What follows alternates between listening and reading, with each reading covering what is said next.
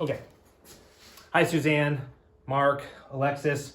I wanted to make this video and put it on YouTube for you guys before the meeting tomorrow because we're going to be talking about the lighting situation. And that's kind of where we're at with the diorama. A lot of nitty gritty lighting stuff. So right now on the light side, all we have is 3 50-watt light bulbs. It's important for me to say that my iPhone here has got an algorithm attached to its camera and it wants to make things brighter and darker. So I noticed in the video, it's a little bit brighter feeling than it is in reality. And same thing, well, with the night side too. It's hard to get this camera to approximate reality better than it does. But anyhow, so where are we at with this?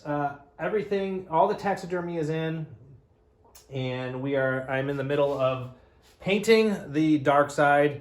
Now I bought all the paint that they had in the store and had to order more. It just came in yesterday, so I'm only about 50% of the way done. A lot of that paint needs a second or a third coat to it to look more bluish. But that's one of the things we need to talk about. But so the thing that is sort of the issue is that, you know, this diorama is 16 feet long, but it's fairly small. In fact, it's only 8 feet tall, less than 8 feet deep. So those lights are like right on top of everything. So we do have some cast shadow issues. It's important to note that I turned off all the lights in the studio. There is some light bleeding in from the outdoors, so there is some ambient light, but this is just lit by 3 50-watt light bulbs right now. And so I don't know how it's going to be displayed in a museum. I mean, ideally with a diorama, it would have its own room and every light will be off except for the lights that are in here. When there is ambient light, or if you're in a gallery space and that gallery space has light, you know, there might be light in the gallery space, bumping into it. It makes a lot of those cast shadows and things go away. So depending on where this thing is shown, the lighting is going to have, you know, it's going to be pluses and minuses. It's actually making it very difficult to paint out cast shadows, because usually when you paint out cast shadows, you're doing that in a diorama that's not going to be moving anywhere. And so that's going to be, the fact that it's moving in different spaces,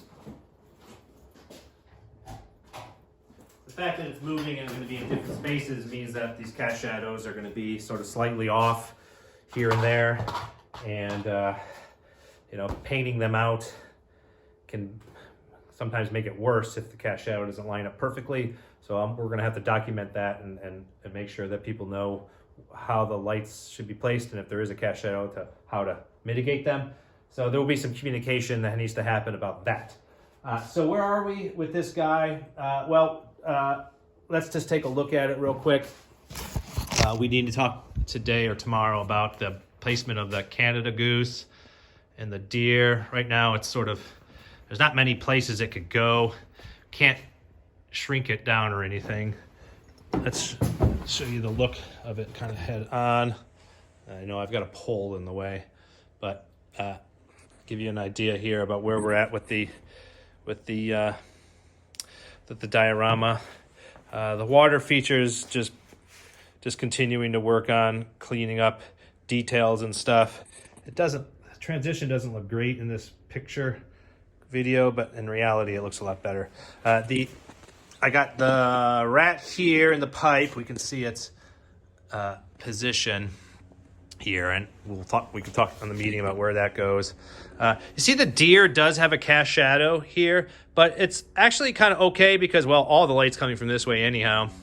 But a lot of the cast shadow for the deer on the day side falls in the shadow of the golf putting green that's right there. So that actually works out okay. On the night side, we've got that issue there, which I think I can mitigate with some clever painting of this area right here. I've spent much of the last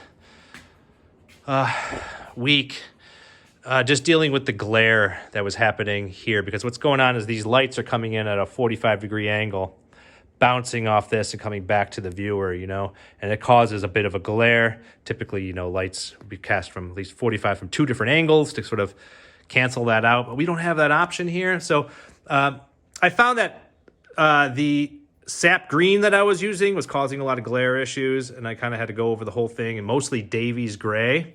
And the Davies gray didn't have that same, has a more of a matte effect to it. So it's a little bit darker than the original image, not as blue, because I'm just trying to deal with the glare issues that were really bad glare issues that were happening with the lights coming in at 45 and hitting us there. So, and I think I can mitigate most of that cast shadow with the green. Now that the value is set, I can worry about connecting that green to the mural, that part right there. And I should hopefully make most of that cast shadow kind of go away.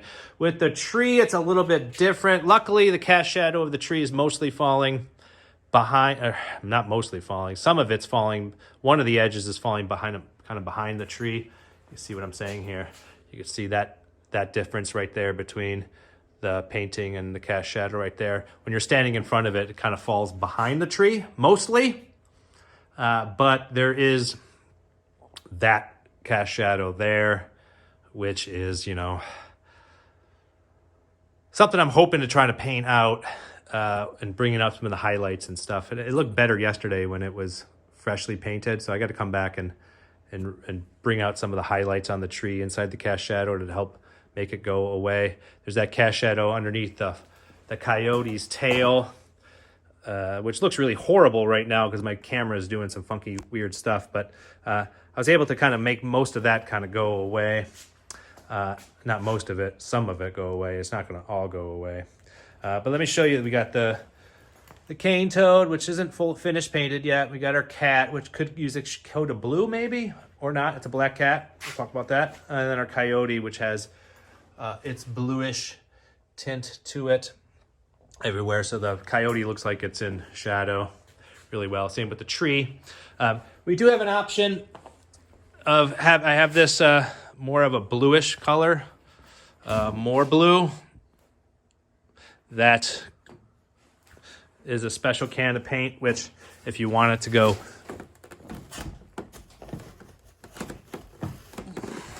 more in that kind of bluish direction, you know, that's an option. Or even if it's like a dusting of that bluish color, it's an option.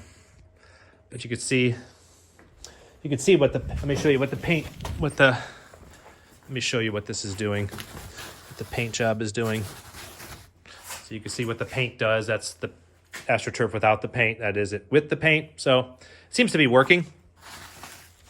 But I could go darker or more bluish and whatnot. So that's kind of where we're at with the cast shadows and things. It's because, like I said, it's only 8 feet tall. It's not that big.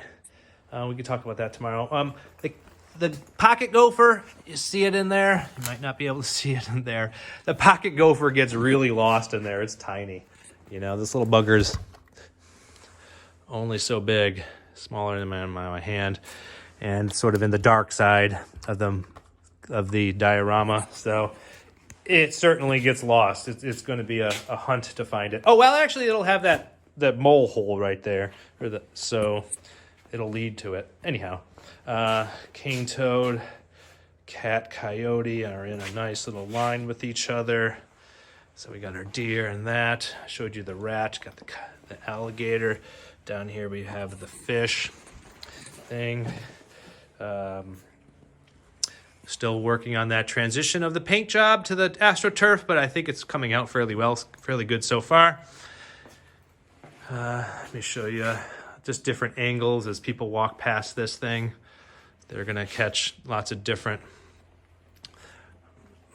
thoughts and stuff, but you can see kind of as you move, you can see how the glare just comes up on the painting there. And you know, I don't know if we can't really bend the laws of physics, but and then over here for the painting, that should just be dark, just sort of disappear into darkness, which is kind of an easy transition, at least for me. And so that's where we are at with the diorama.